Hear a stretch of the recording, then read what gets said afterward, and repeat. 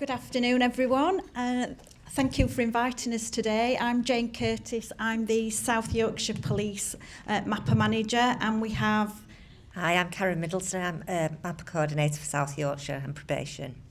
We've come just to give you a very brief summary, really, of what MAPPA is and what it stands for. But if anybody would like any more in-depth training after today, please contact us and we will come out and visit you and deliver some MAPPA training. So MAPPA, what does it stand for? Multi-Agency Public Protection Arrangements. We're 25 years old this year. And we're here to protect the public from the most serious violent and sexual offenders.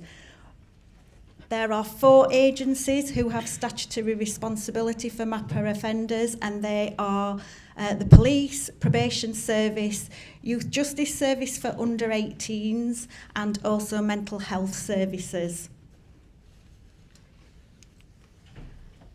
And we manage 4 categories of offenders. Category 1 are registered sex offenders. Category 2 are violent offenders who have had 12 months or more sentences. And also category 3 are our catch-all offenders that we can sort of fall into that category if they have committed offences or cautions in England or abroad. We also have category 4, which is terrorist offenders, which are managed by the National Security Division. MAPPA is made up of the responsible authority, which is probation and police and prison.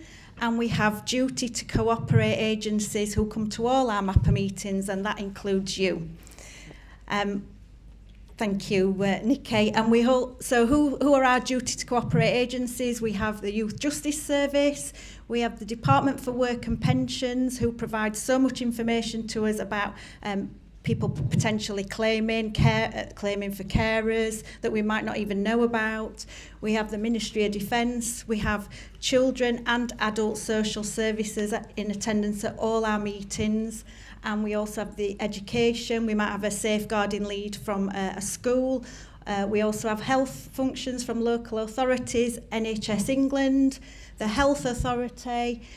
We also have the Integrated Care Board and the NHS Trust. Also local housing providers and private registered providers of social housing. And also the electronic monitoring service if an offender is released with an electronic tag.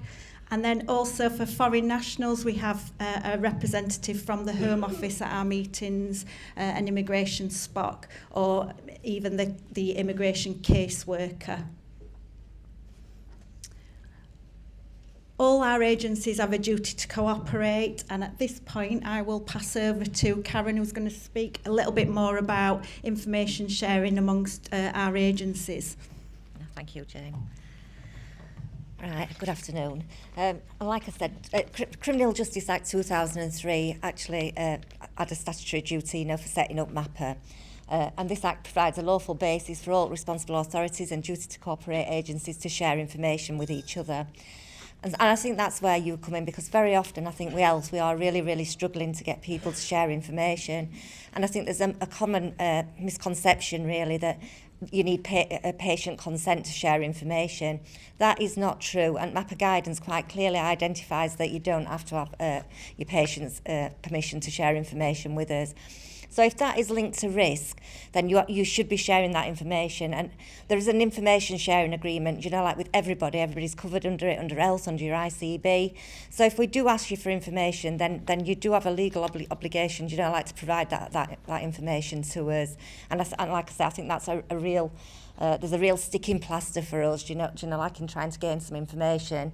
And again, with your ICBs, when they come to MAPPA meetings, if we've got any information that we think is pertinent to yourselves, so if we think there's a risk to anybody who's coming to your surgeries or anything else, then we will ask that you're actually informed, about that. So I think it is really important that we do start to work together better and that we do get that better understanding of what is expected of you.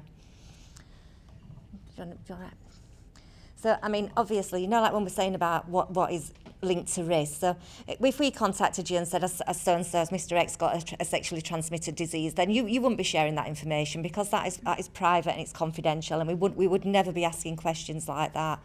So just to try and give you some kind of examples, is very often, and especially in prisons, we need to know what medication somebody's on. So when we have a MAPPA meeting, because obviously we're like looking at all risk aspects, so and in that MAPPA meeting it might say that a trigger to their offending is if they've stopped taking their medication. So if we contacted you and said, are they collecting their scripts? Are they taking the medication? Are they coming to see you regularly? That is a valid reason why we are contacting you, because that is linked to their risk and potentially to their serious harm.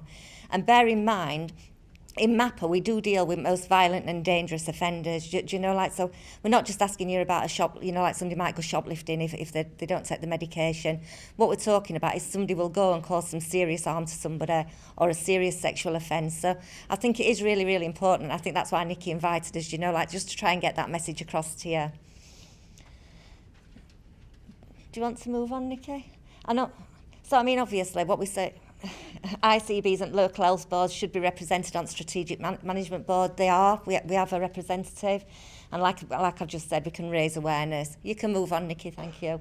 And this is just why is information sharing important. And I think it really, really is important. If you just move on to the next slide, Nikki, sorry. But MAPPA is like a jigsaw. So when we come round that table, every agency will have a little piece of information.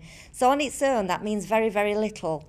However, when we come together and one person says something, another person gives you another bit of information, and another person gives you another bit of information, then we get a real good picture. And then that allows, I mean, us as chairs to try and put a really robust risk management plan in place. Has anybody got any questions about that? And like Jane says, we are only here just to give you an overview, and I think the most important thing we are hoping to get out of this today is to tell you what your responsibilities are and what our responsibilities are to you. So if you've got any concerns, you can always contact Jane or I. Do you know, like, and if you've got any concerns about anybody, we can have a look if they're managed by any of those lead agencies. We can say, you know, do they think that they need to go to MAPPA? So it is about us sharing information and trying to help each other. And I think that's about it, isn't it, Jane? But like I was just saying, this is a whistle-stop tour, a MAPPA.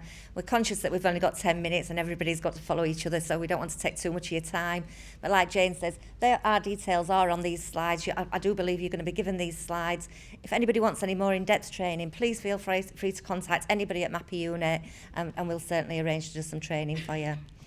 So anything from you, Jane?